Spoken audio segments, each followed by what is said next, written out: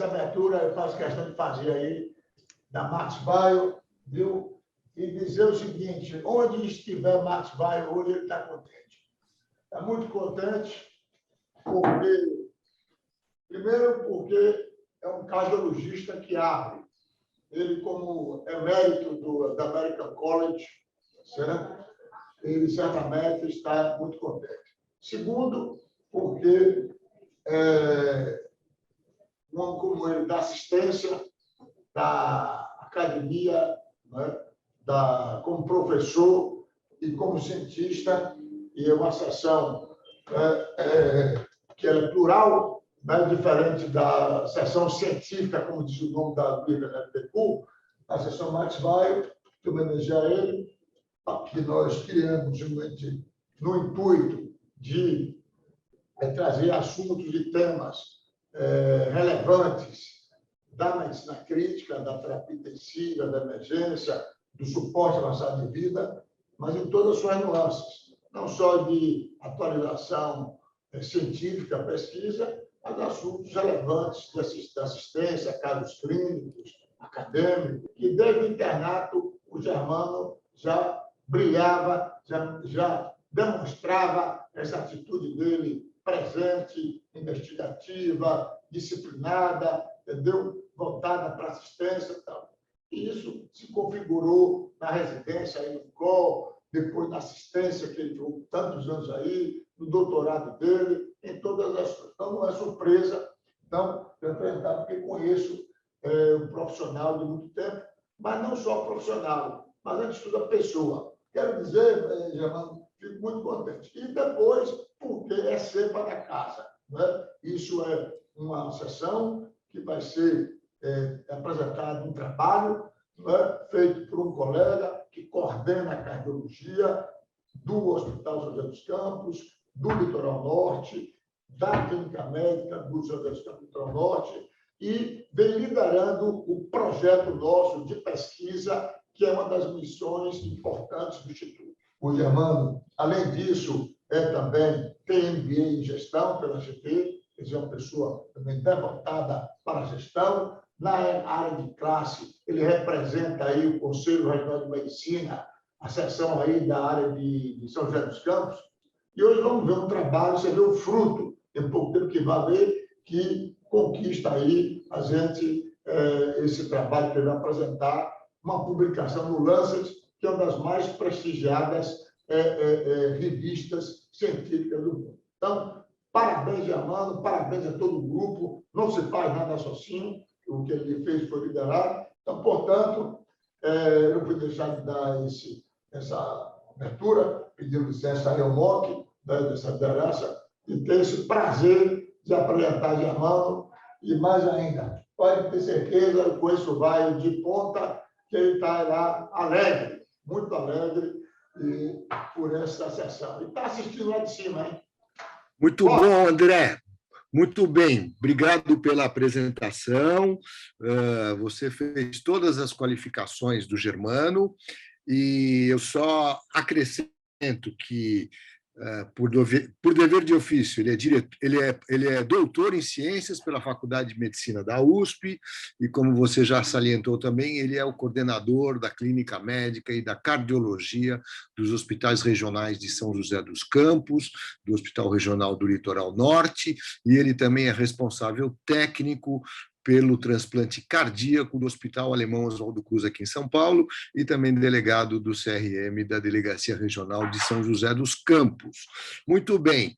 Bom, vamos passar a palavra para o Germano, que vai apresentar esse trabalho multicêntrico, um trabalho feito aqui no Brasil, em cerca de 21 centros diferentes aqui no Brasil, muito bem desenhado, e que, como o André falou, esta semana foi publicado na revista The Lancet, que é uma revista de muito prestígio, e que isso nos alegra muito ter um colega, e o Germano liderou, junto com, mas temos outros colegas envolvidos aí também na elaboração desse trabalho, colegas aí do ISG também, o que nos dá muita alegria e muita satisfação de ver um trabalho tão bem desenhado, tão bem executado, e que agora é publicado numa revista de prestígio e que é uma revista que tem revisão pelos seus pares. Então, tudo isso dá um peso enorme a esse trabalho,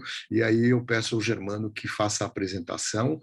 É um prazer. A gente está em casa aqui, todos sabem, mas é sempre um prazer, né? Realmente esse reconhecimento é uma coisa muito, muito importante para nós, para mim é muito importante, é uma honra trabalhar numa instituição como o Instituto Sócrates Guanais, né? E esse apoio que o Instituto vem dando para esse tipo de iniciativa, ele foi fundamental, né? E como os senhores falaram, isso não é um trabalho de uma pessoa só, nem desse grupo que apareceu aí como autor dessa publicação. Isso é um trabalho muito maior.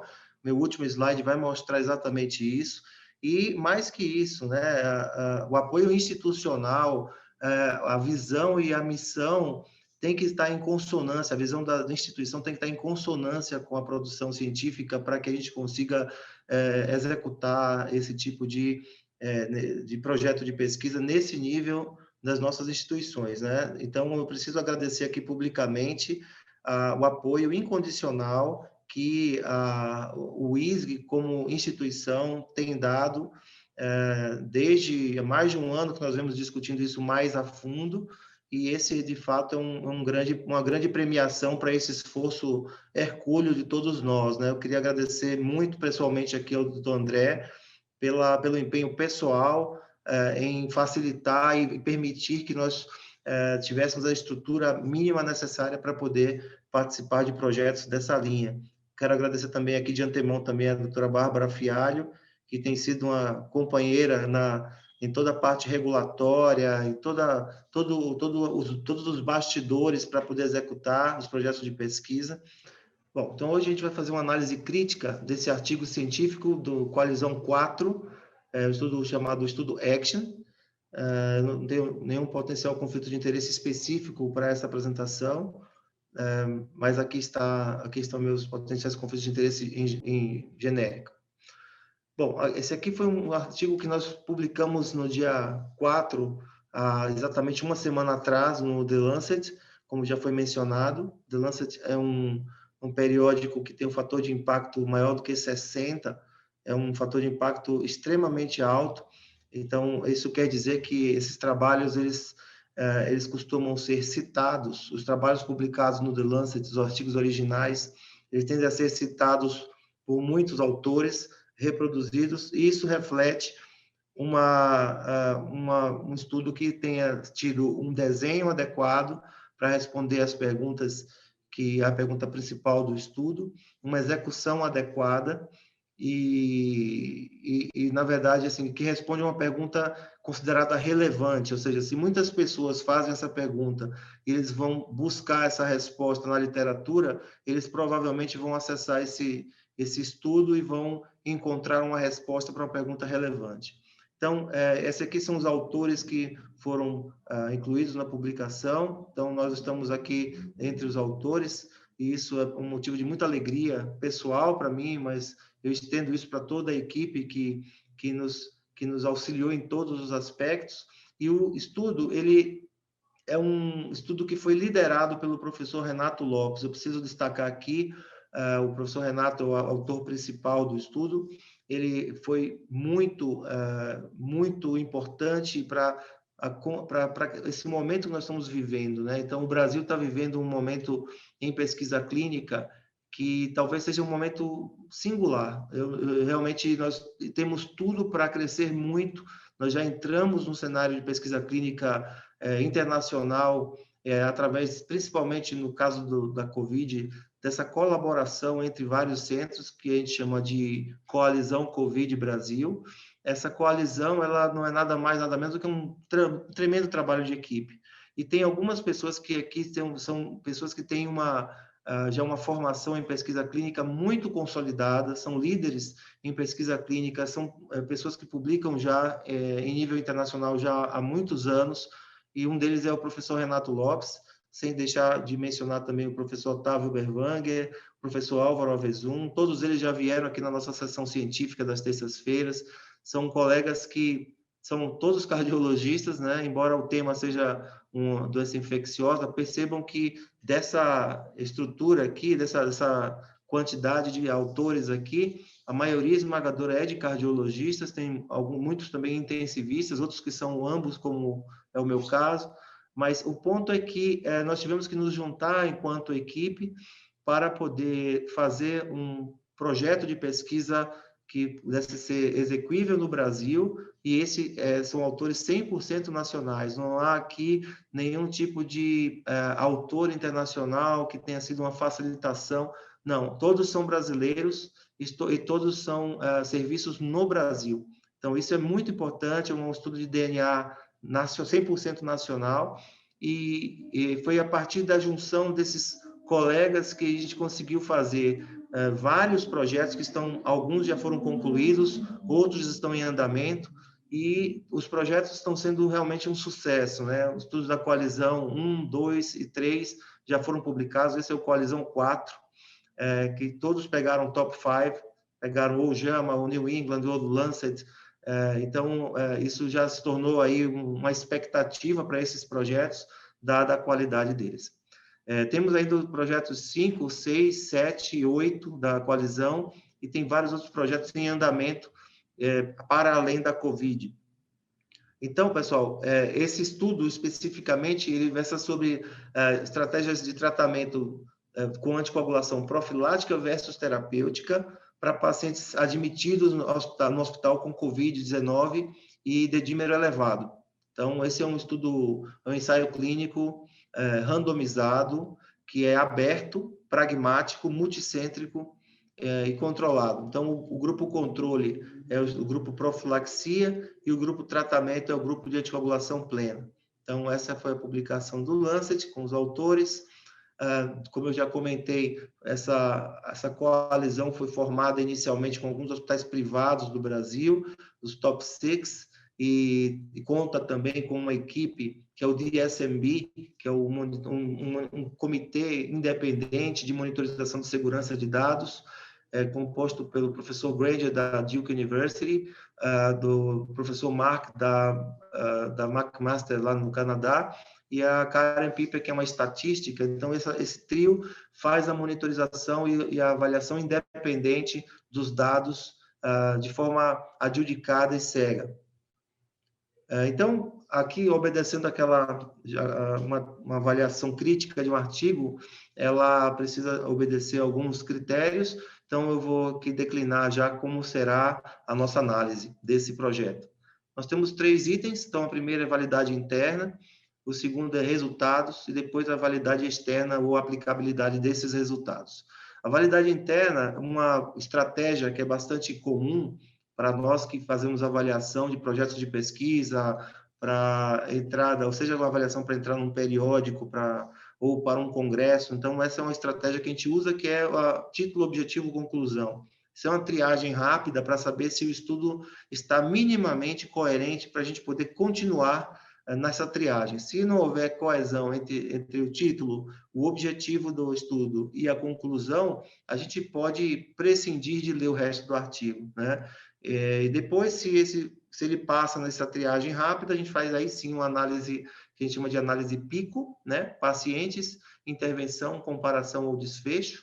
E depois uma análise setorial de metodologia e resultados, respondendo perguntas mínimas sobre essa validade interna do estudo. Ou seja, o que a validade interna quer dizer?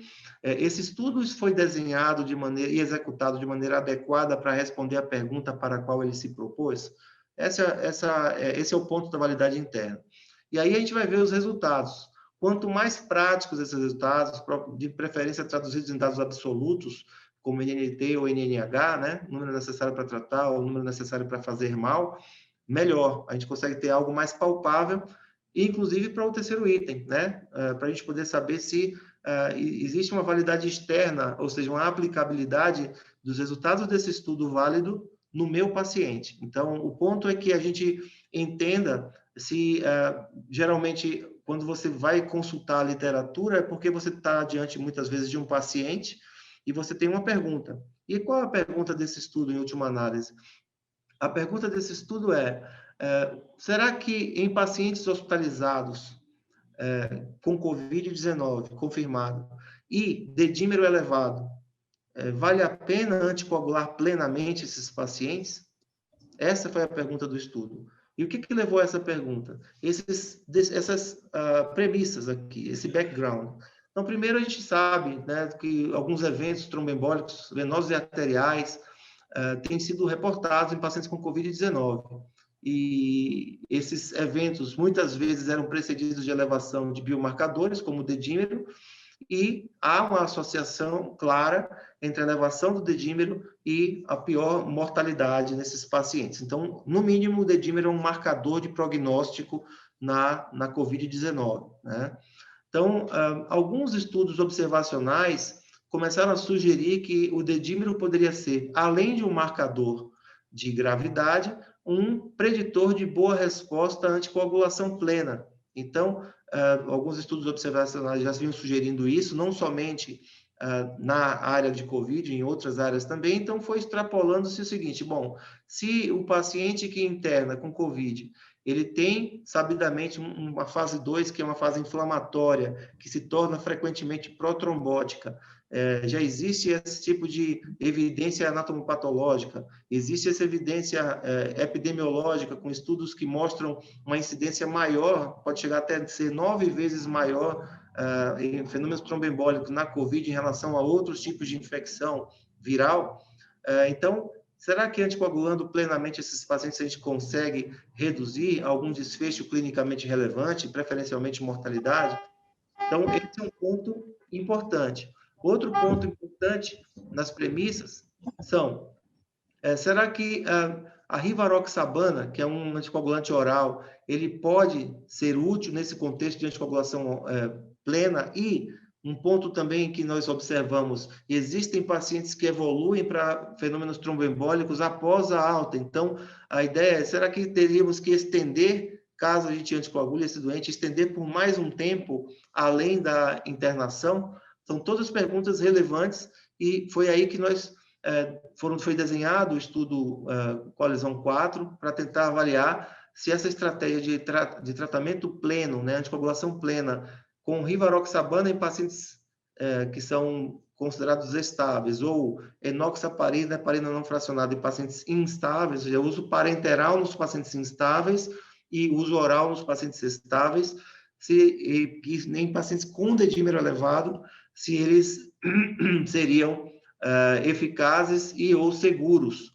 Lembrando que, quando a gente fala de anticoagulação, a gente sempre está em busca do efeito líquido desse tratamento. Será que esse paciente, o risco protrombótico, ele é maior do que o potencial risco de sangramento?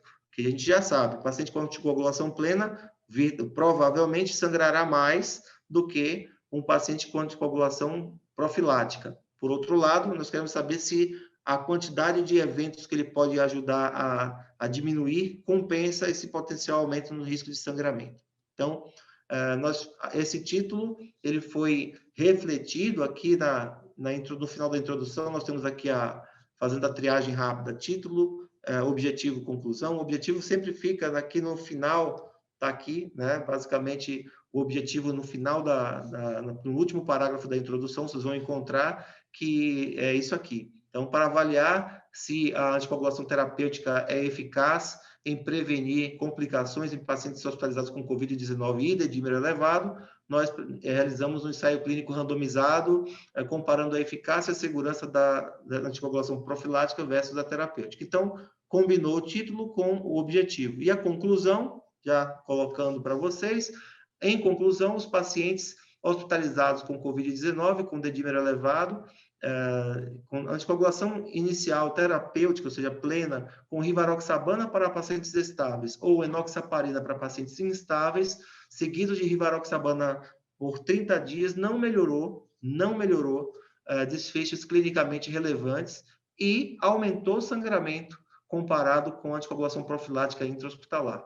Então, pessoal, há uma coerência entre o título, o objetivo que está no final da introdução e a conclusão que está no final da discussão. Muito bem, então, já que nós fizemos essa triagem, vamos agora para uma avaliação mais pormenorizada da validade interna. Então, primeiro, vamos fazer análise de pico, pacientes, intervenção, comparação e desfechos, e depois vamos responder as seguintes perguntas, né? A alocação dos pacientes foi randomizada? Já adianto que sim. Os grupos eram semelhantes no início do estudo? Além do estudo do tratamento alocado, os grupos foram tratados de forma semelhante ao longo do estudo? Pergunta super relevante também. Todos os pacientes incluídos no estudo foram contabilizados ao final, ou seja, vamos avaliar as perdas eventuais que ocorreram, e eles foram analisados nos grupos para os quais foram randomizados. Isso aqui é a análise por intenção de tratar. Então, se eu randomizei para o grupo tratamento pleno, eu vou ter que computá-lo sempre no grupo tratamento pleno, e vice-versa. As medidas foram objetivas, ou seja, os desfechos eram duros, ou os pacientes e médicos foram cegos para o tratamento alocado, também extremamente relevante. Bom, essa figura responde várias das perguntas do PICO, tá? Então, vamos lá. Os pacientes, quem eram os pacientes incluídos nesse estudo?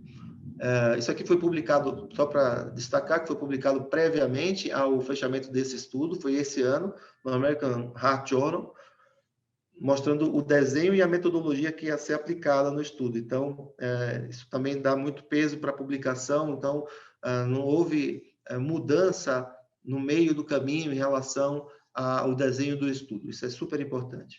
Então, quem eram os pacientes, pessoal? Pacientes acima de 18 anos, maior ou igual a 18 anos, hospitalizados com diagnóstico confirmado de Covid-19, com duração dos sintomas de até 14 dias, do início dos sintomas, e um dedímero elevado independente do valor. Então, acima do valor de referência, era paciente incluído no estudo. Então, esses eram os pacientes hospitalizados com dedímero alto adultos. No total, foram triados mais de 3.000 pacientes e randomizados 615 pacientes. Os critérios de exclusão mais comuns estavam pacientes que já tinham indicação de anticoagulação plena por algum outro motivo, já eram anticoagulados plenos, ou pacientes que estavam com algum fenômeno tromboembólico diagnosticado já nessa internação, então esse paciente sairia, não seria ético randomizar esse tipo de doente. Pacientes com clearance de creatina menor que 30, plaquetas menor que 50.000, pacientes com dupla de agregação plaquetária, com AS maior que 100 miligramas, ou com um inibidor da P2Y12, como o prasugrel, clopidogrel, ticagrelor, e pacientes que fossem considerados como de muito alto risco para sangramento, né? Pacientes que qualquer score, como o Cruzade, por exemplo, fosse aplicado e tivesse um risco de sangramento alto, um paciente que já está com sangramento ativo, esses pacientes não eram randomizados. Muito bem, então, esses pacientes foram randomizados ou para um braço de anticoagulação plena ou para o tratamento padrão com anticoagulação profilática intra-hospitalar. Do ponto de vista da anticoagulação plena, essa randomização que era feita com um sistema eletrônico próprio, você colocava se o paciente era estável ou instável. E quais eram os critérios de estabilidade ou instabilidade? Basicamente, pacientes que estavam em ventilação mecânica, impossibilitados de utilizar a via oral, ou em pacientes que estavam com droga vasoativa, eles eram considerados pacientes instáveis, e aí o tratamento anticoagulação plena era feita com enoxaparina intra-hospitalar de 1 mg por quilo 2 vezes ao dia. Né? Então, ajustando-se, claro, para a clearance de creatinina, ajustando-se adequadamente. Mas a enox, ou seja, o tratamento parenteral para os pacientes ditos instáveis, e rivaroxabana 20 mg por via oral, uma vez ao dia, para os pacientes ditos estáveis. É um inibidor direto de fator 10 ativado, né? Então, esses pacientes, naturalmente, tinha o ajuste também. Se o clearance de creatinina estava entre 30 e 49, por exemplo, a rivaroxabana, ela era feita o tratamento era feito com 15 miligramas em vez de 20 miligramas. Ou pacientes que tinham, por exemplo, utilização concomitante de azitromicina, que compete pelo mesmo sítio de metabolismo, de metabolização com a rivaroxabana, ele aumenta o nível sérico de rivaroxabana, portanto, a gente colocava em 15 miligramas em vez de 20 miligramas. Tudo isso pré-estabelecido no protocolo. Então, a randomização para os dois grupos, 1 para 1, e o desfecho primário foi uma análise hierárquica de mortalidade, duração de hospitalização e duração de uso de oxigênio durante os 30 dias de segmento. Então, esse é o desfecho primário de eficácia, um desfecho combinado, hierárquico, de mortalidade, duração da hospitalização e duração do oxigênio. Atenção para esse desfecho, que é um ponto importante. Então, respondendo à questão pico, os pacientes estão descritos aqui, foi randomizado, a intervenção era tratamento anticoagulante pleno, o controle era o paciente com anticoagulação profilática, e o desfecho primário foi esse daqui de eficácia. Além desse desfecho primário de eficácia, nós também temos um desfecho primário de segurança, que foi sangramento clinicamente relevante ou maior, de acordo com o critério internacional da Sociedade Internacional de Trombose e Hemostasia. E, então, as duas principais perguntas eram em relação à eficácia e segurança da terapêutica com anticoagulação plena versus profilática. E outros desfechos secundários que já eram pré-estabelecidos eram morte por todas as causas, infarto agudo do miocárdio, fenômeno tromboembólico, AVC ou alguma isquemia de membro. A análise estatística, é interessante esse ponto aqui, que é uma inovação que foi muito elogiada, inclusive pelos revisores da revista, porque é uma maneira de analisar através, já está embutido aqui, por intenção de tratar, mas todos os pacientes, como é que você ia juntar um desfecho com uma mortalidade, né, que é um desfecho binário, com desfechos que são com variáveis contínuas, como duração de hospitalização ou tempo de uso de oxigênio. Então, através desse Unmatched Win Ratio, um método de estratificação, nós conseguimos transformar isso numa variável, e vocês vão entender um pouquinho melhor aqui quando a gente mostrar os resultados, em que você calcula os wins e os losses e os empates, ou seja, cada paciente no grupo que está sendo testado, no grupo de tratamento, ele era comparado com um por um dos pacientes do grupo subsequente, do grupo controle. Então, eram matches e você fazia uma análise para saber se ele ganhou ou perdeu daquele paciente. É como se tivesse um pareamento com cada um dos pacientes do outro grupo. E isso vai gerar uma taxa de wins ou de losses, ou de empates, que já estão pré-estabelecidos também. Cada uma desses desfechos, mortalidade, duração da oxigenoterapia e duração da hospitalização, recebiam esse mesmo método. Sendo que, se essa razão fosse maior que 1, refletiria um melhor desfecho no grupo tratamento. Se a razão for menor que 1, refletiria um melhor desfecho no grupo controle de profilaxia. Já a mortalidade, incidência de fenômenos tromboembólicos, incidência de isquemia de membro, foi feito com desfechos binários mesmo, teve ou não teve, e através do risco relativo, intervalo de confiança, a gente estabeleceu o estándar. Isso aqui é bem parecido com o basal, e dá para construir as curvas de Kaplan-Meier, tudo isso bem claramente, e calcular NNT e NNH. Muito bem, a análise estatística foi feita com esse desfecho, então aqui só para deixar mais claro como é que funciona esse desfecho primário, é importantíssimo entender isso. A comparação entre os pacientes de cada grupo. Então, você tinha lá, para cada paciente do grupo tratamento, ele se comparava com cada um dos pacientes do grupo controle, faria um match, e aí você teria, para a mortalidade, vocês teriam, a terapêutica venceria caso esse paciente número 1 do grupo tratamento estivesse vivo em 30 dias e o paciente do grupo controle estivesse morto. Então, isso contaria como uma vitória, tá? Se fosse o contrário, esse paciente índice do tratamento estivesse morto e o grupo controle do profilático estivesse vivo, seria um loss, tá? Profilático e wins. E o tie seria se ambos estivessem vivos ou ambos estivessem mortos depois de 30 dias. Então, isso foi feito um por um dos pacientes. Aqui, a duração de hospitalização já não é sim ou não, ou seja, é o seguinte, os pacientes que estiveram hospitalizados no tratamento por menos de 2 dias, quer dizer, com mais de 2 dias de diferença para o grupo tratamento, ou seja, vamos supor que o tempo de hospitalização desse paciente que foi tratado foi de 15 dias, e o outro paciente no controle foi de 18 dias. Então, o tempo de hospitalização foi mais de 2 dias menos no grupo tratamento. Portanto, foi uma vitória do grupo tratamento. Se fosse o contrário, olha, 14 dias do paciente do grupo tratamento e 17 dias e 11 dias do grupo controle. Então, seria uma vitória da profilaxia. E se a diferença entre os dois pacientes foi de 2 dias ou menos, isso era considerado um empate. A mesma coisa acontecia para a duração do oxigênio. Então, percebam que foi categorizado de maneira diferente, mas de uma maneira em que você fazia vários cálculos, vários matches, para que nós tivéssemos, ao final, uma razão entre a quantidade de vitórias e a quantidade de derrotas, né, no grupo tratamento e no grupo controle. Aí vocês vão ver esses percentuais nos resultados. Então, foram mais de 3.300 pacientes que foram elegíveis, mas 615 foram, de fato, randomizados após declinar as perdas. E aqui, já respondendo a outra pergunta da validade interna, desses 615 pacientes, apenas um retirou o consentimento antes da randomização, então foram randomizados efetivamente 614 pacientes. O status vital de todos eles foi seguido, então não houve perda praticamente nenhuma, né? Não houve perda alguma no segmento desses pacientes, o que também é uma vitória muito grande na execução do estudo. Então, foram 310 incluídos na análise primária para o grupo tratamento pleno, versus 304 no grupo controle, e seguidos por 30 dias.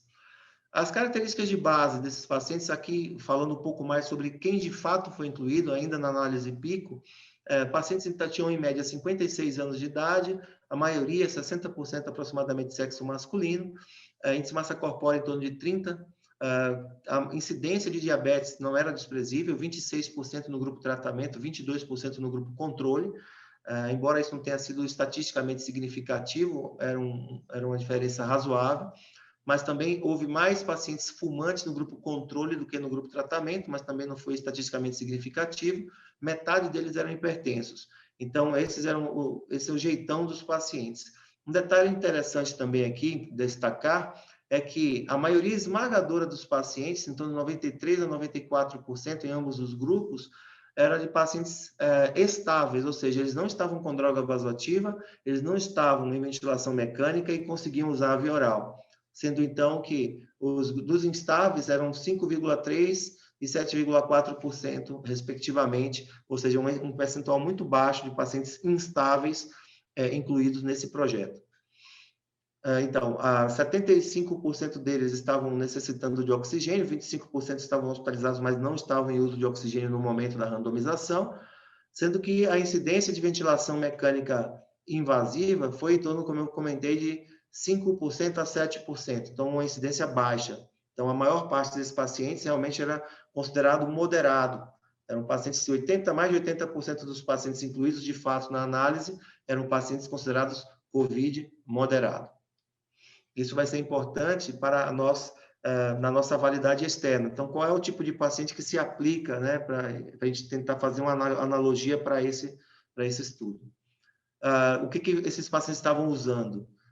Mais de 90% estavam usando algum tipo de anticoagulante, seja profilático ou terapêutico, sendo que, olha, quase 1/3 dos pacientes estavam usando aquela dita dose profilêutica, né? Que recentemente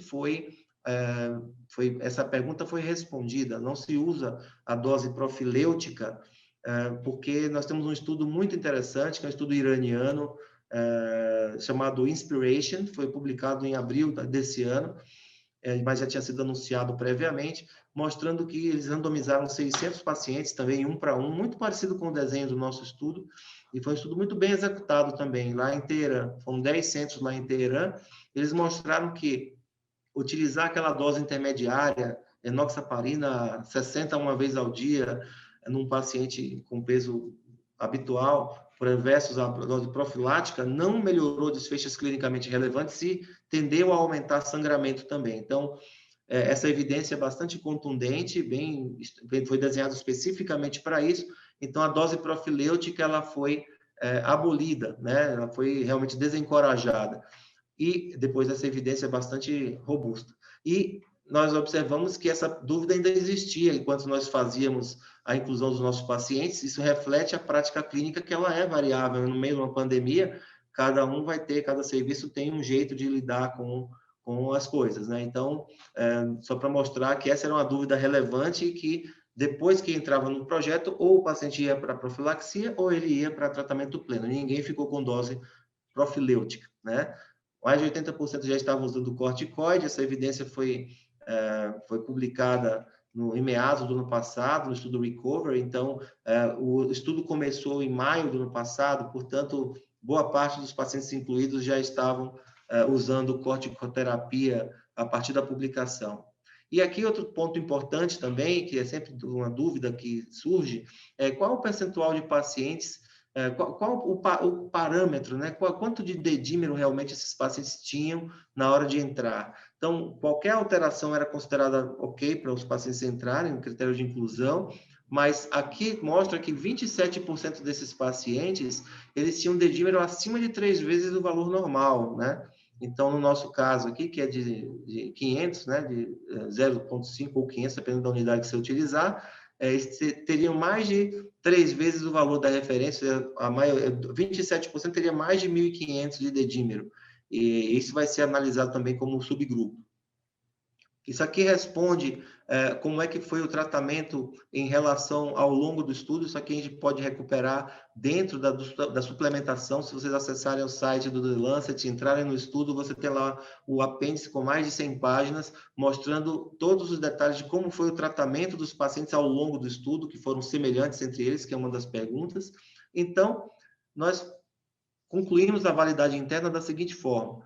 Esses resultados, esses pacientes pico, já descrevemos os pacientes, a alocação sim foi randomizada, os grupos eram semelhantes no início do estudo, além do tratamento alocado, os pacientes foram tratados sim de forma semelhante ao longo do estudo, apesar de ser um estudo aberto, os desfechos foram adjudicados, isso é um dado muito importante.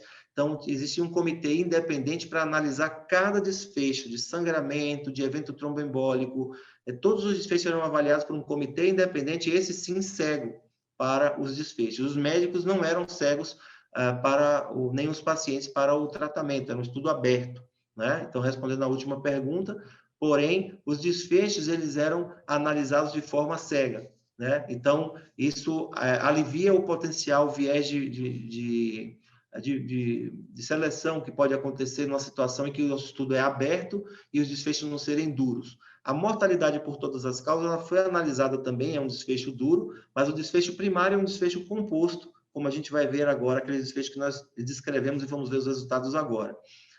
Todos foram contabilizados ao final do estudo e eles foram analisados, sim, por intenção de tratar. Então, esse é o desfecho primário, pessoal. Tomado em conjunto, aqueles análises de wins do grupo tratamento e wins do grupo profilaxia, houve 24% de empates, 41% de wins no grupo profilático versus 34,8% de wins para o grupo tratamento. Isso tomado em conjunto mortalidade, tempo de hospitalização e o tempo de oxigênio-terapia. Então, isso foi estatisticamente, foi nulo, veja, passou do 1 aqui no intervalo de confiança, sendo que tendeu a ser mais benéfico até para o grupo profilático. Nós não podemos afirmar que a profilaxia é superior à anticoagulação plena, mas a gente pode colocar que, em termos de eficácia, ela é, no mínimo, não inferior, sendo que há uma tendência de melhora justamente para o grupo profilaxia em vez do grupo tratamento. Isso para a incidência de mortalidade, duração de hospitalização e de utilização de oxigênio.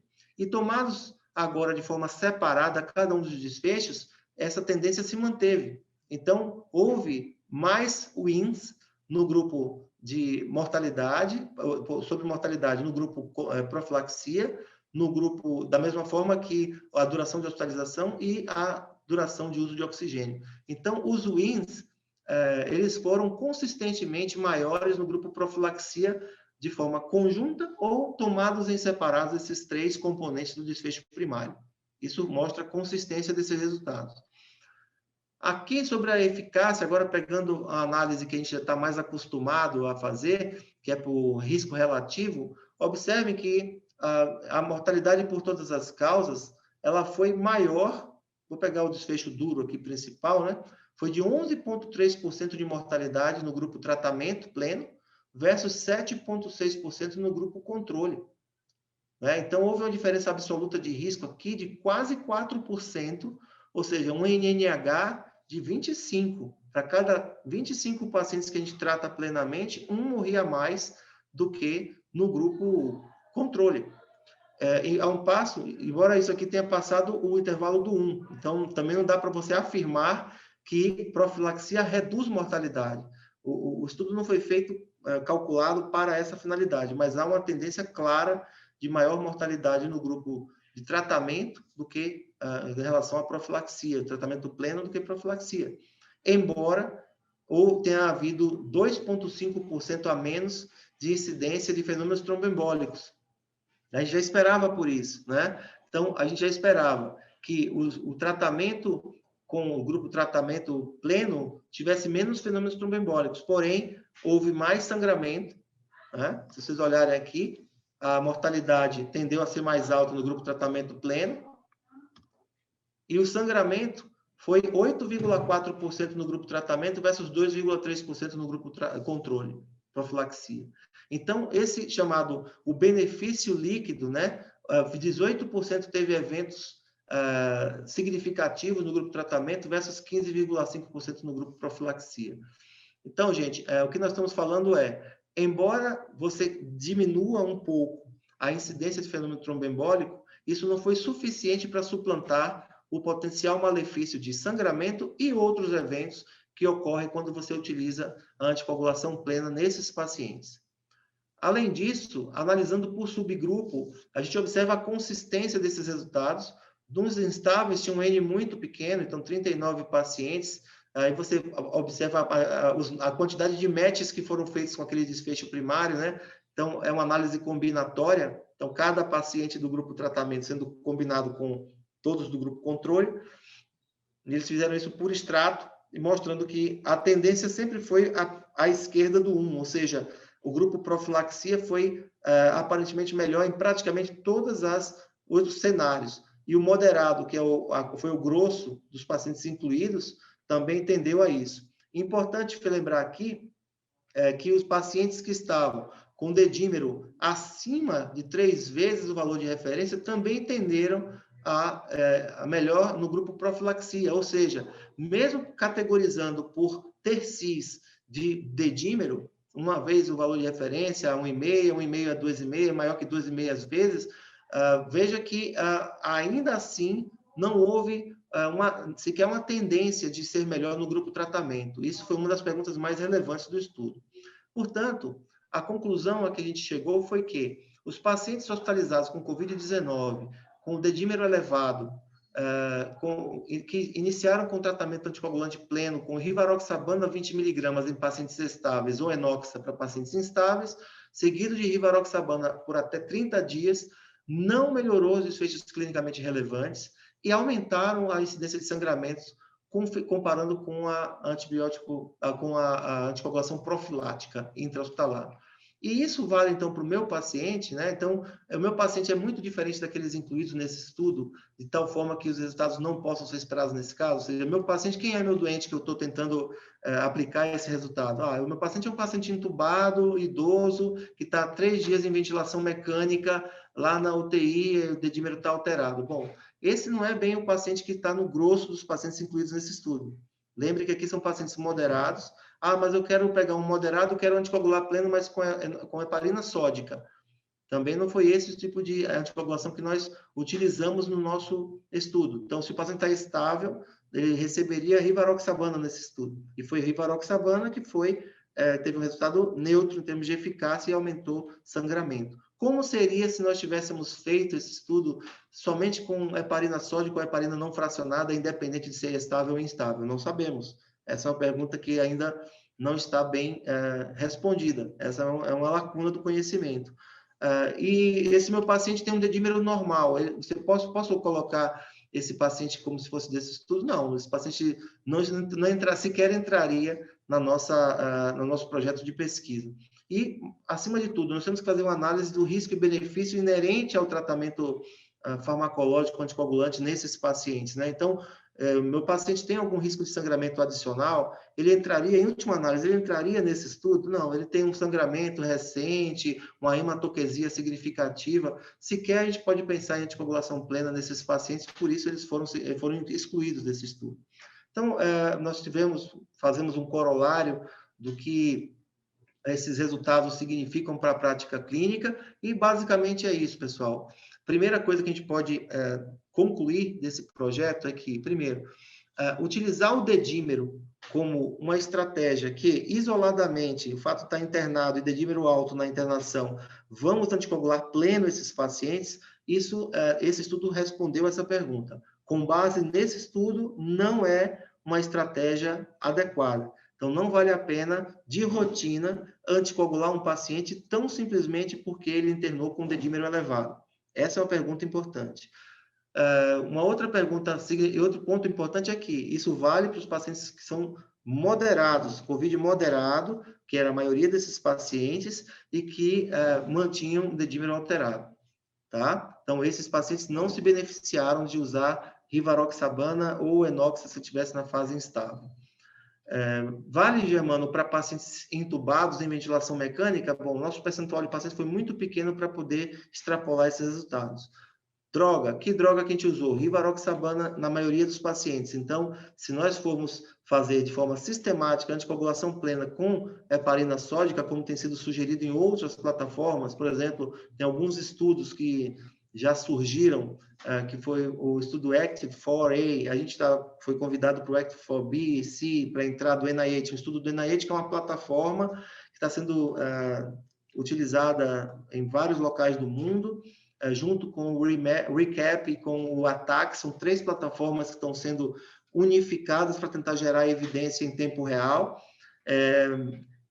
Já tiveram 2 sinalizações de resultados dessas plataformas, que vale a pena a gente mencionar aqui nessa discussão.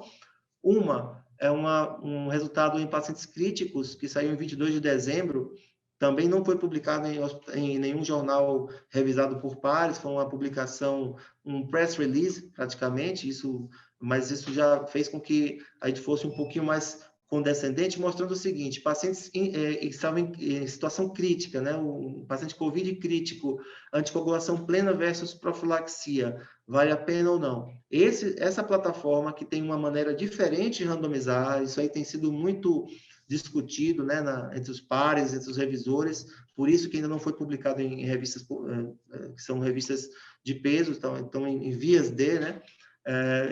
O resultado foi negativo, ou seja, não houve melhora de desfechos clinicamente relevantes com essa casuística dessas 3 plataformas para pacientes críticos. Por outro lado, em janeiro, surgiu uma publicação também, press release, foi um MedicViv, foi um repositório da internet, não está ainda em revistas de peer review, então está sendo ainda discutido isso, e que mostrou que parece reduzir desfechos como evolução para a disfunção de múltiplos órgãos, a anticoagulação plena com heparina sódica em pacientes moderados, hospitalizados, não UTI, pacientes hospitalizados sem UTI. Isso não pode ser adotado amplamente, isso não é uma recomendação, mas é uma sugestão que talvez existam pacientes que possam se beneficiar, sim, da anticoagulação plena, para além, mas não usando o dedímero como estratificador.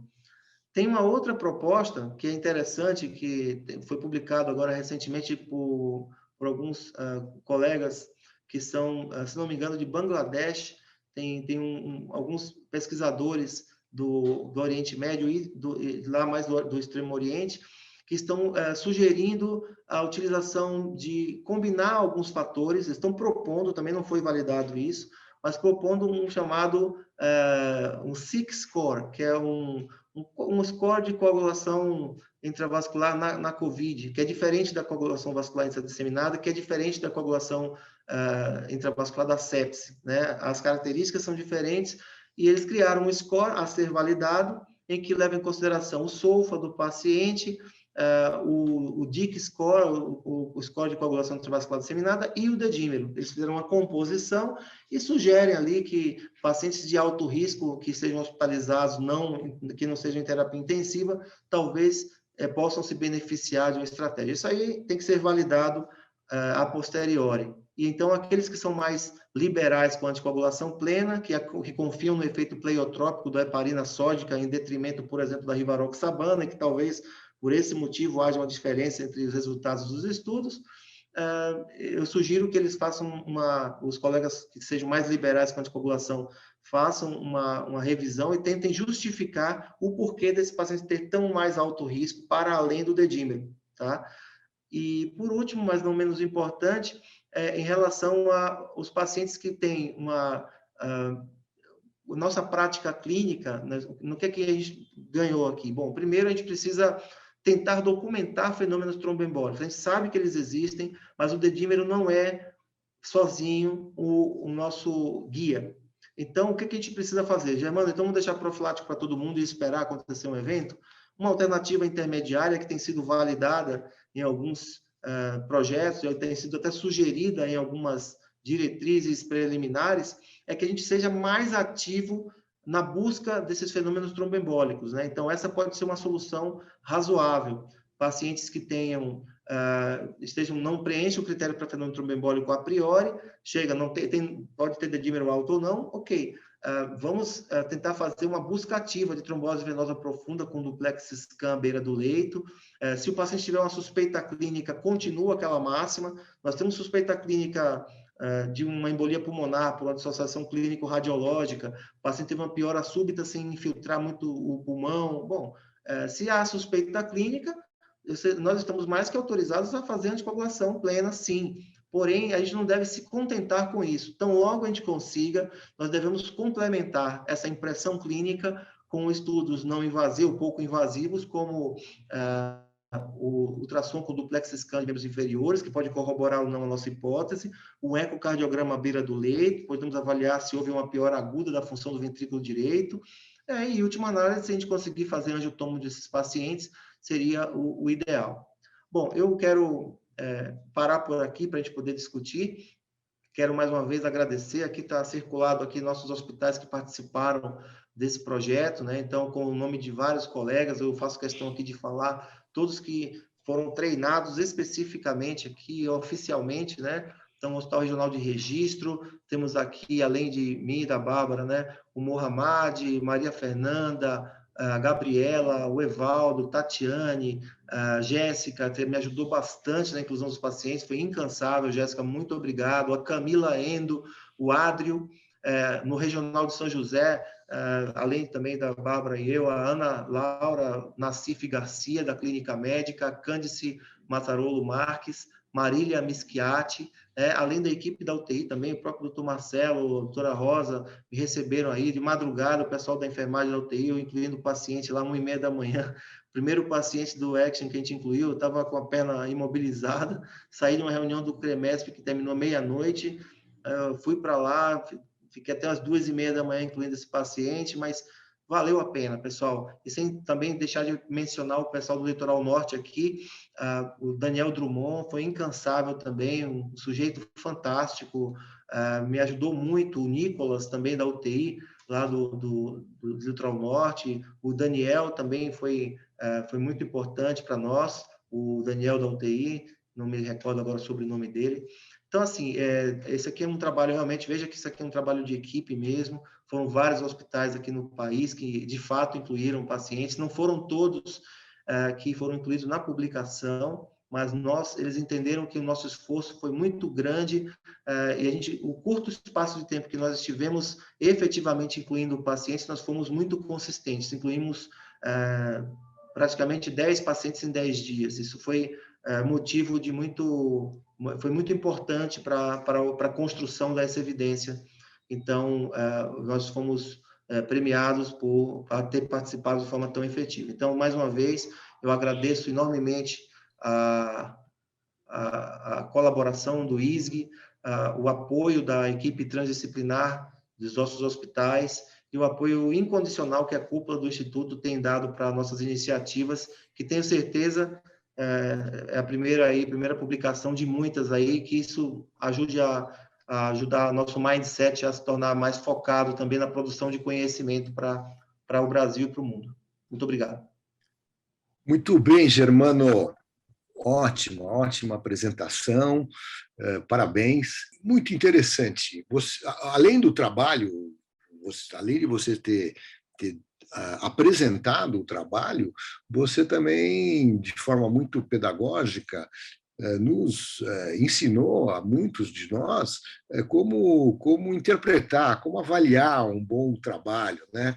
Exatamente essas primeiras essas questões, se realmente a pergunta é respondida, né, pelo método, se a conclusão está de acordo com a pergunta estabelecida, etc. Então, isso realmente isso é muito importante para todos que leem, né? Hoje a gente tem uma quantidade muito grande de publicações, mas nem todas têm a mesma qualidade e é importante saber discernir isso para a gente poder também não gastar o nosso tempo, às vezes, que é escasso, com publicações que não têm esta qualidade. Bom, então achei muito interessante também essa questão. O trabalho é muito interessante. Veja, ele não é um duplo cego, como você mencionou, os médicos, ele é pragmático, primeiro, o que ajuda, facilita, né, a realização de um trabalho, ou seja, eu posso usar a dose, ajustar a dose conforme se o paciente tem insuficiência renal, idade, ou etc., ou está tomando algum outro medicamento, enfim, ele é pragmático, que é mais fácil, porque reflete um pouco a prática de todo mundo, né? Isso é interessante. E ele não era um duplo cego, porque os médicos sabiam o que é que eles estavam administrando aos pacientes. Mas, como você demonstrou ali, ele tinha uma auditoria mais técnica, esta não sabia, essa para eles, o trabalho, eles estavam analisando os dados sem saber exatamente o que cada paciente, em que braço que cada paciente estava. Outra coisa interessante, que é uma composição entre um núcleo muito duro, um desfecho muito duro, que é a mortalidade. É difícil a gente conseguir alterar a mortalidade, né? É um desfecho muito duro, mas ele faz uma composição com os desfechos de morbidade muito interessantes, que é tempo de permanência e demanda de oxigênio. E essa metodologia estatística é muito interessante, né, entre ganhadores, perdedores e empatados, né? Então, realmente traz assim, realmente é um trabalho de muito boa qualidade e a gente fica realmente muito estimulado de poder conviver com isso, de poder ter uma pequena participação. Alguns tiveram mais, outros menos, mas é muito gratificante. Bom, é um trabalho. Os pacientes estão mais com você do que conosco, certo, Germano? Eles são pacientes mais da clínica médica, da enfermaria, do que os da UTI propriamente dito, uma vez que você viu que só 5 a 7% estavam em ventilação mecânica e apenas 7% aproximadamente eram instáveis, mais de 93% por aí eram pacientes mais estáveis. Então, é mais o perfil de vocês do que o nosso, evidentemente. Mas o trabalho responde assim de forma categórica uma pergunta e ele também tem gente que vai falar o resultado é negativo. Eu acho que não é negativo nem positivo, porque não foi essa a hipótese. Ninguém estava colocando ali uma qualidade de qual seria a hipótese melhor. Então, não acho que não dá para ir nessa linha, né? Mas ele orienta muito a nossa prática, quer dizer, é melhor a gente evitar de fazer muita coisa, e uma delas seria a anticoagulação, né? Porque a gente acaba colhendo mais efeito adverso do que benefício. Muito bem, é isso aí, Marcelo. Tem essa questão de estudo negativo ou positivo, durante muito tempo, né, a gente ficou com essa pecha. Muitos estudos, chamava até o chamado viés de publicação, né? Então, esse foi um problema, porque muitos revisores por pares recusavam, muitas vezes, estudos que tinham resultados ditos negativos, ou seja, que não havia diferença estatística no desfecho primário, por medo desse estudo ser visto como irrelevante. Mas, na verdade, isso cria um problema, né? Quando você não consegue publicar um estudo que deu um resultado, vamos falar aqui de uma droga nova versus um placebo, né? Se você tem uma droga nova, uma molécula X, que tem um efeito, faz sentido fisiopatologicamente, está numa fase 3, e aí o estudo foi negativo. Se nós não tivermos o estudo negativo publicado, amplamente publicado, qual que é o problema? Outros locais vão ter a mesma ideia, vão testar de novo, vão submeter milhares de pacientes também para um ensaio clínico randomizado muitas vezes, e esse estudo ele poderia diminuir a chance desse esforço e esse custo e até o risco para esses pacientes. A pergunta tem que ser respondida, esse é o ponto. Então, se existe uma variabilidade no tratamento dos pacientes em relação à anticoagulação plena ou não em pacientes com dedímero alto, agora nós temos uma resposta bastante contundente. Então, o que importa de fato é, se houve uma não inferioridade de um grupo em relação ao outro, não justifica a utilização de anticoagulação plena para os pacientes que estão internados, apesar do dedímero elevado ser um marcador de gravidade, não é anticoagulando plenamente com rivaroxabana nos moderados que a gente vai conseguir melhorar o desfecho neles. Isso aí é uma pergunta realmente relevante. E o desfecho primário que você comentou, que realmente é curioso, é diferente, de fato é uma inovação. Aliás, foi um dos pontos que mais foi elogiado pelos revisores do The Lancet, foi justamente a capacidade desse desfecho de figurar e não descaracterizar um desfecho adequado, né, relevante, e não é um desfecho duro como a mortalidade por todas as causas. Por outro lado, com a adjudicação e com a avaliação objetiva de cada um desses pelo comitê, ele transformou em uma variável objetiva juntou 3 pontos que são relevantes, mas que não eram comparáveis. Você não consegue fazer uma Kaplan-Meier, por exemplo, de tempo de permanência sem O2. É difícil você comparar isso. Se você juntar tudo isso inclusive está sendo proposto, depois desse estudo, eles estão propondo para o NIH que esse tipo de desfecho seja utilizado de maneira mais ampla, né? Eles gostaram tanto que estão levando o NIH para se tornar um novo padrão de desfecho. Isso é muito interessante também. Mais um ponto aí para a equipe da coalizão. Para não ficar uma dúvida, eu vi que no grupo, eu fiquei na dúvida o seguinte, tinham pacientes, vi que o critério de eleição era pacientes acima de 18 anos, pacientes confirmados COVID e pacientes que tinham dedímero elevado. Bem, mas eu vi que no elemento ali, alguns desses pacientes, vários deles, já estavam usando algum tipo de terapêutica ou profilática ou plena de anticoagulação. Não era isso? Os pacientes que já estavam usando anticoagulação plena por um motivo específico, ou seja, já estavam, tem uma embolia pulmonar e estavam em anticoagulação plena, esse estava excluído. Então, a maioria estava com anticoagulação profilática. Tá? Então, geralmente os primeiros 2 ou 3 dias de internação e já estava lá um Clexane, por exemplo, 40 miligramas uma vez ao dia. Esse paciente aí era randomizado para receber tratamento pleno ou manter a anticoagulação profilática. Então, se ele já com o profilático, ele não era excluído, ele continuava. Igualmente. Exato, porque todos estavam usando o profilático, ele não pudesse passar para ele era randomizado igualmente. Não, porque todos os pacientes praticamente estavam usando profilaxia, né? Então, agora, a diferença que existiu, que eu apontei ali, é que 2/3 estavam usando uma dose profilática de fato, e 1/3 estava usando aquela dose intermediária, ou profilêutica, que a gente acabou usando, muita gente ficou usando durante muito tempo, até surgir o estudo Inspiration, né? Então, mas aí, desse momento em diante, ele era randomizado, ou ia para a profilática de fato, ou ele ia para o tratamento pleno.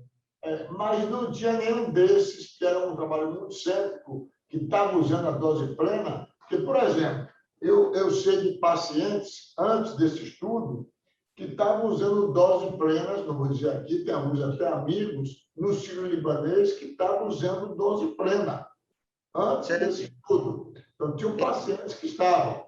Esses pacientes, tiveram pacientes no estudo que já estavam em uso de dose plena por motivo do Covid, não por outro motivo. Sim, existiam pacientes, era uma minoria absoluta, casos muito poucos, e quando não havia documentação, eles eram elegíveis. só tinham que ser retirados da anticoagulação plena, tinham que estar com a coagulação dosada de novo, sem nenhuma alteração de anticoagulação, e aí eles eram re-randomizados. Então, se ele estava anticoagulado plenamente de maneira empírica, ele era elegível para o estudo, sim. Mas isso foi uma minoria absoluta dos pacientes. Mas, sim, houve pacientes com essa característica também. Ok. Por isso que o estudo é pragmático. Ele é pragmático porque ele reflete um pouco as práticas, né? Um estudo desse é um estudo de abertura, certo? Certamente os pesquisadores estão pensando ou a pensar no próximo passo. Nenhum estudo se completa, ele abre perguntas, né? Ele responde algumas e abre outros caminhos. Não sei se vocês já têm acesso ou já têm discutido nesse contexto, né? Quais são os próximos passos ou, pelo menos, as próximas ideias de continuidade desse estudo. Ok, sim, claro, é sempre uma abertura. A gente responde uma pergunta e abre mais 10, né?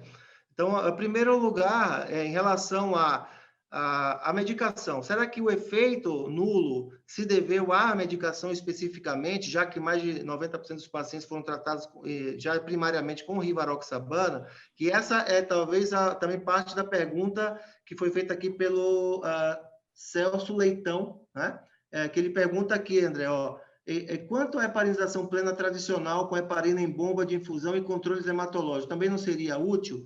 Pois é, esse projeto ele foi feito especificamente para, nos estáveis, utilizar a rivaroxabana e seguir esse doente por 30 dias usando rivaroxabana plena, versus a profilaxia intra-hospitalar. Então, pergunta que não quer calar, várias.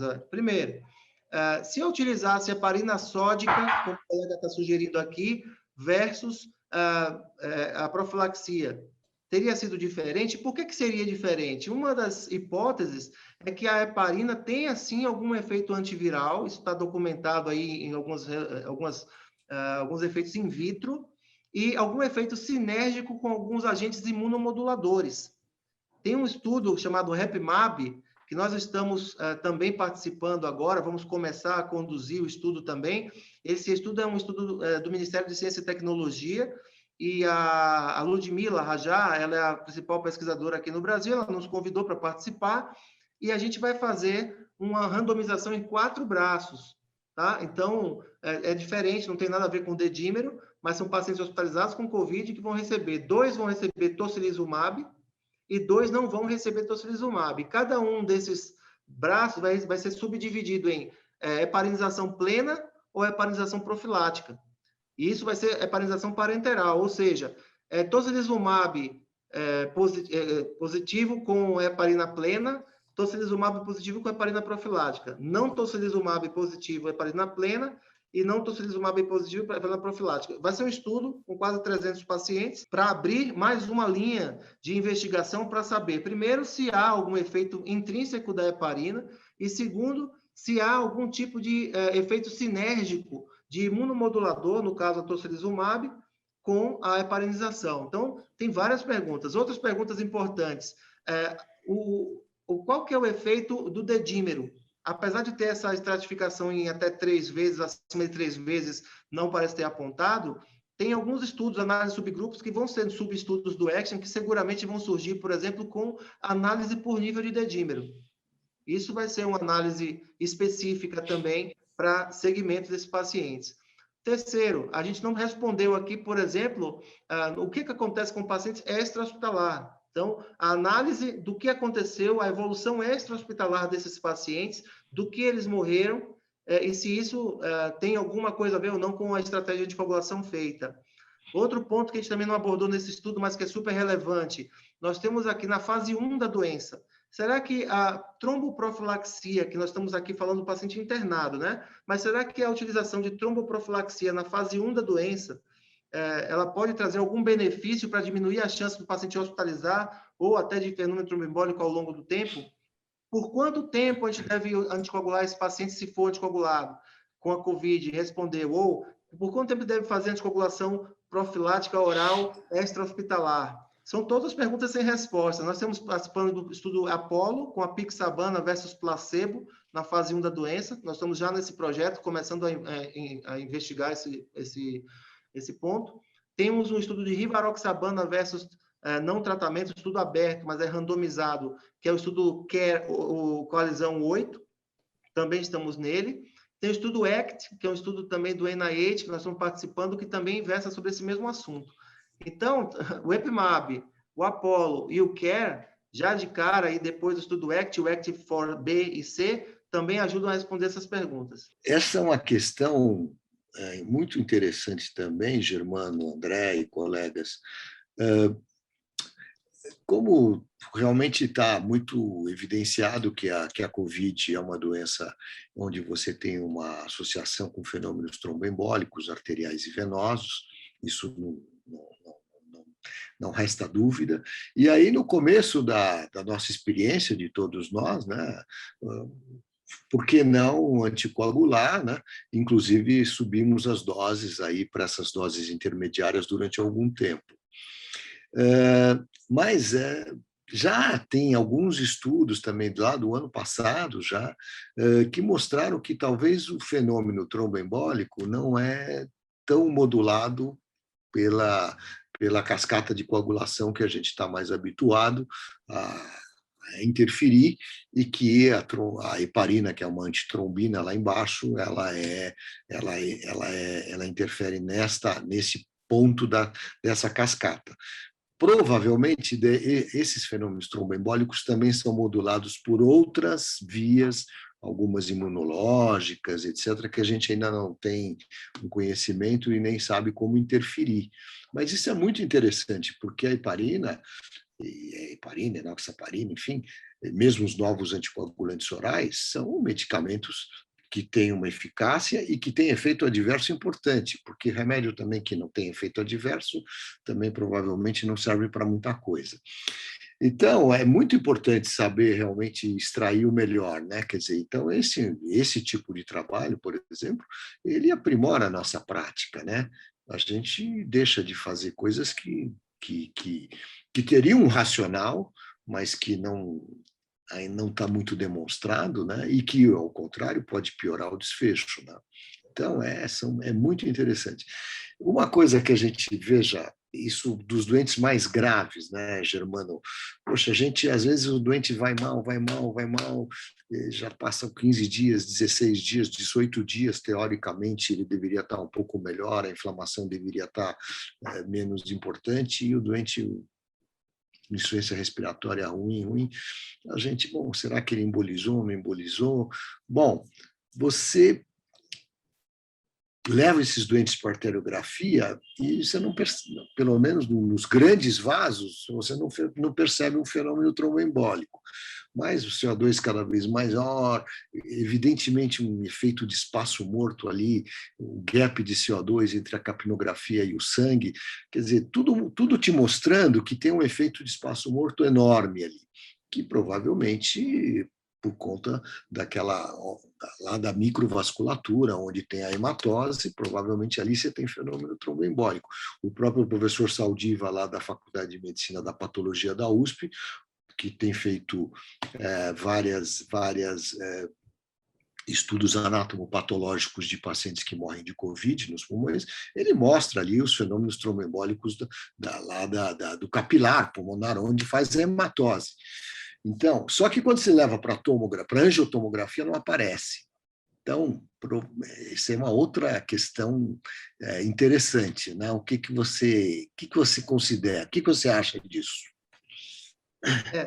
A microcirculação é sempre um problema diagnóstico e terapêutico, porque aquilo que funciona para um vaso grande, muitas vezes não funciona para um microvaso, principalmente em relação a essa fisiopatologia complexa que você acabou de descrever.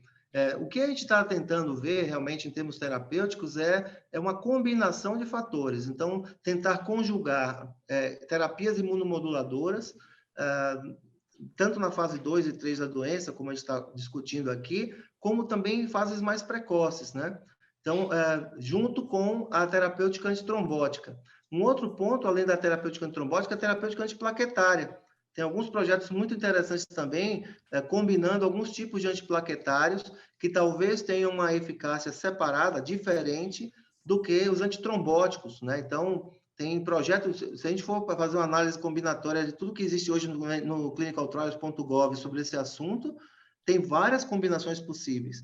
Então, e aí, também tem um ponto que muitos defendem, que é justamente, nós estamos tratando uma doença que começou lá atrás, numa fase 1, que hoje ainda tem muitas lacunas do conhecimento, e que talvez agora usando esse termo do achatar a curva, nós estamos aqui enxugando o gelo num fenômeno que já está desencadeado, uma vez desencadeada essa resposta citocinética grave, nós estamos tentando remediar esse problema, mas muito está sendo investido também na fase 1 da doença para diminuir a chance de evoluir para isso. Então, uma vez desencadeada, é como uma admossa. A gente fica correndo atrás do prejuízo numa disfunção de múltiplos órgãos, por exemplo, mas nós sabemos que tem trombose na admose. Mas será que anticoagular o sujeito numa fase já de disfunção de múltiplos órgãos e sistemas, isso é benéfico para o doente? Ou a lesão que está instalada, a gente não tem tempo hábil para reaver esse ponto, né? Então, essa é sempre uma pergunta que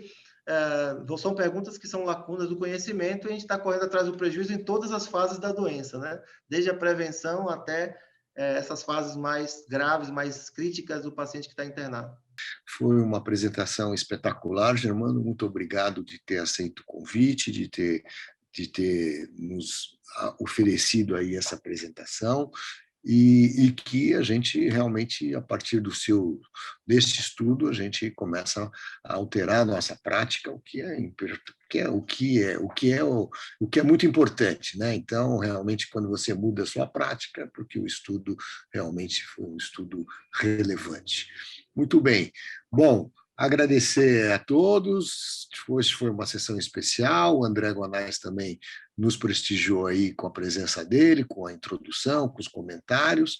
E, mais uma vez, parabéns aí, viu, Germano, todos os colaboradores, novamente, que seja um estímulo, um incentivo para que todos os núcleos do ISG, né, do estado da Bahia, do estado do Rio de Janeiro, aqui São Paulo e Goiás, se estimule para publicar. Este é um grande exemplo de um esforço em conjunto, isso acontece em conjunto. Agradecer a todas as diretorias técnicas que apoiaram. Não acontece isso se os diretores técnicos não estiverem apoiando, as coordenações.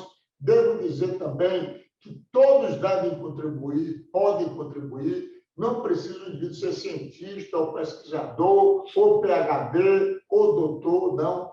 Todos têm uma participação, cada um no seu grau, cada um no seu elemento, mas é importante ser uma cadeia. Isso é que estimula a discussão, é a pergunta, é isso que traz o primeiro elemento da pesquisa, é você se indignar com alguma coisa e criar pergunta, entendeu? Então, parabéns, que venham muitos outros.